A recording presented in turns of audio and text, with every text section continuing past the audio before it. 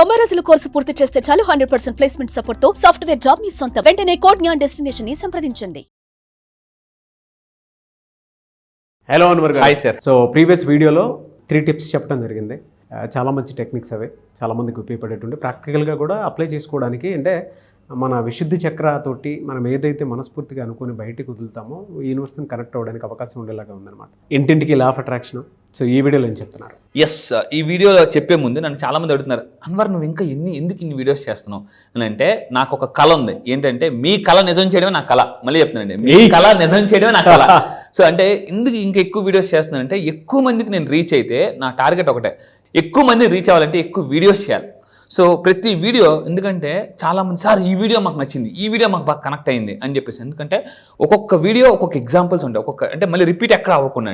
So నేను చెప్పేది ఏంటంటే, మళ్ళీ చెప్తున్నాను, నా కళ ఏంటంటే మీ కళ నిజం చేయడమే నా కళ. అందుకే చెప్తున్నాను, క్లాసెస్కి రండి.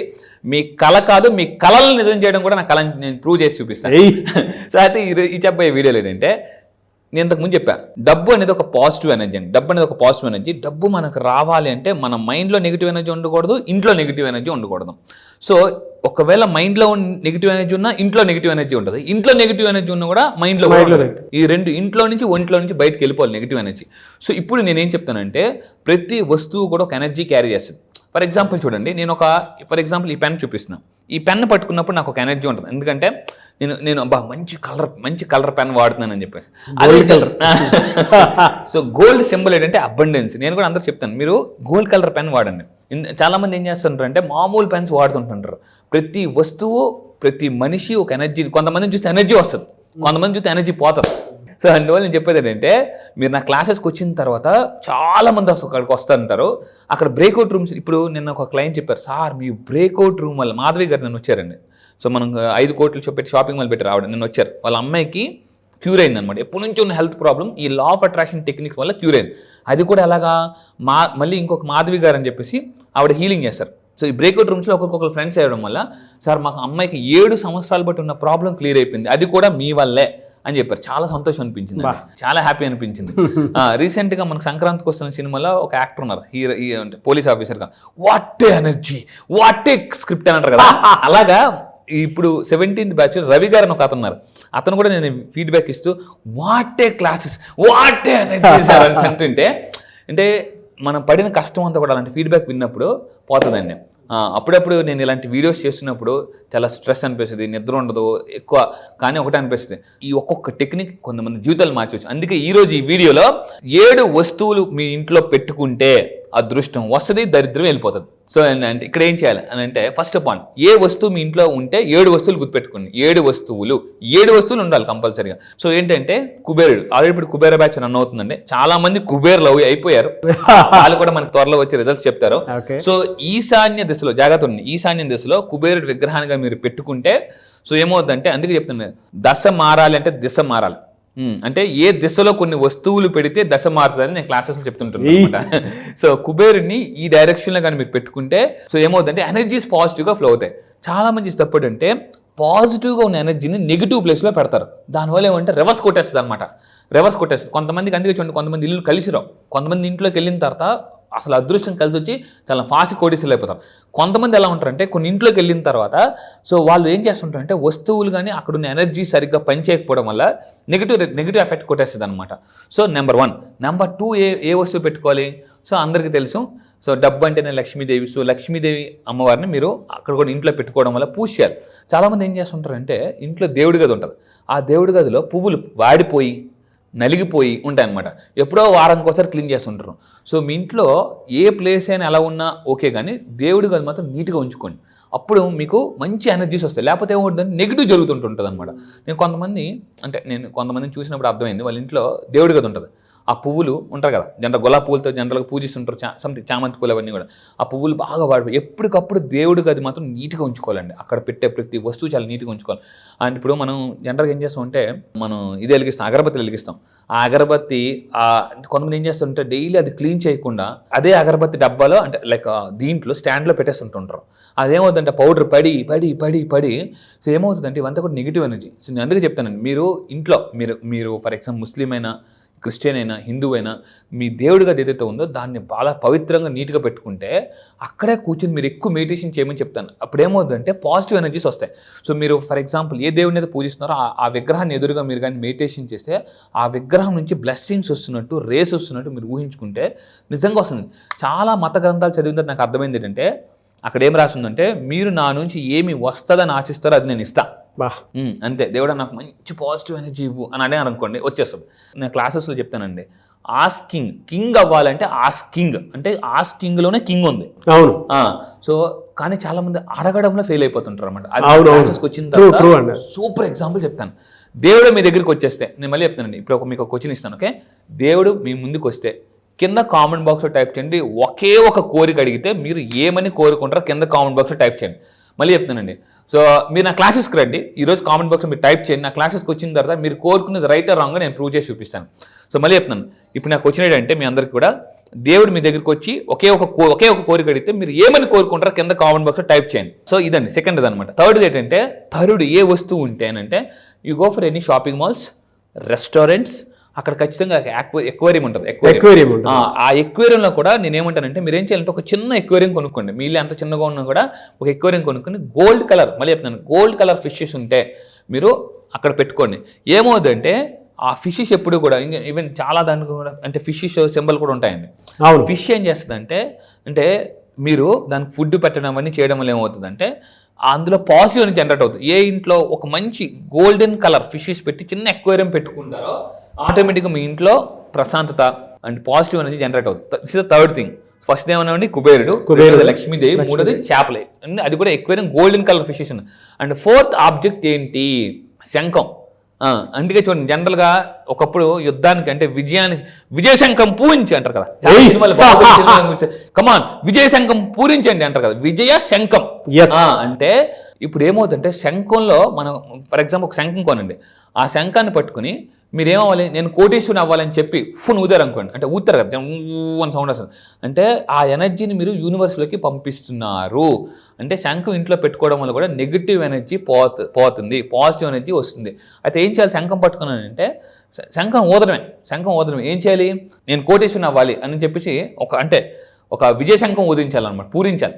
అప్పుడు ఈ ఊదినప్పుడు ఎనర్జీ ఎందులోకి వెళ్తుంది? యూనివర్స్లోకి వెళ్తుంది. అది ఫాస్ట్గా మేనిఫెస్టేషన్ అవుతుంది. ఇవన్నీ వినడానికి మీకు చాలా కామెడీగా అనిపించచ్చు, బట్ జస్ట్ సిల్లీగా అనిపించవచ్చు, బట్ రిజల్ట్స్ మాత్రం చాలా సీరియస్గా వస్తాయి. అండ్ ఫోర్త్ వన్ అండి, సో ఏనుగు ఏంటంటే ఏనుగా ఎందుకు పెట్టాలి? ఇందాక ఏం చెప్పాను, ఇంట్లో టార్టాయిస్ పెట్టండి, ఇంటి బయట మీరు ఏనుగు బొమ్మ పెట్టండి. ఎందుకు సార్ ఏనుగు బొమ్మ? నేను మొన్న రీసెంట్గా ఎయిర్పోర్ట్లో ఏనుగు బొమ్మ కొందామని వెళ్ళానండి. జస్ట్ అలా పట్టుకున్నాను అనమాట, జస్ట్ ఎంత ఉంది, మంచిది, చాలా బాగుంది. అడిగాను ఎంత? 36,000 36,000 ఏనుగు బొమ్మ. దానికన్నా కొంచెం పెద్దది ఉంది, అది ఎంత? నన్ను 86,000. ఓర్ దేవుడా! అంటే ఏనుగు బొమ్మ ఎందుకు అంత కాస్ట్లీ అంటే చాలా మంది ఫారినర్స్ కూడా వచ్చి ఏనుగుని కొనుక్కుని వెళ్తుంటారు. ఎందుకు అని అంటే జాగ్రత్తగా ఉండండి. ఎందుకు ఏనుగు బొమ్మ ఇంటి బయట పెట్టాలంటే ఏనుగు ఏంటి? బలానికి ప్రతీక, అంతే కదండి. ఏనుగంటే అర్థం ఏంటి? ఎనర్జీ అనమాట. సో ఇంటి ముందు మీరు పెడితే ఇంటి ముందు ఎనర్జీస్ చాలా బలంగా ఉంటాయి అనమాట.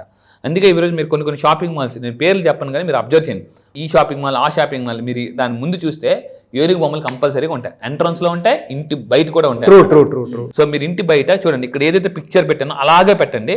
మీరు చూడండి, మీ ఇంట్లో పాజిటివ్ నుంచి ఆటోమేటిక్గా జనరేట్ అవుతాయి. శారీరకంగాను మానసికంగాను బలంగా ఉండాలి అని చెప్పడానికి ఒక సింబలైజ్గా కూడా పెడుతూ ఉంటారు. అబ్సల్యూట్లీ ట్రూ అండి. ఇంకొక పాయింట్ చెప్తాను జనరల్గా.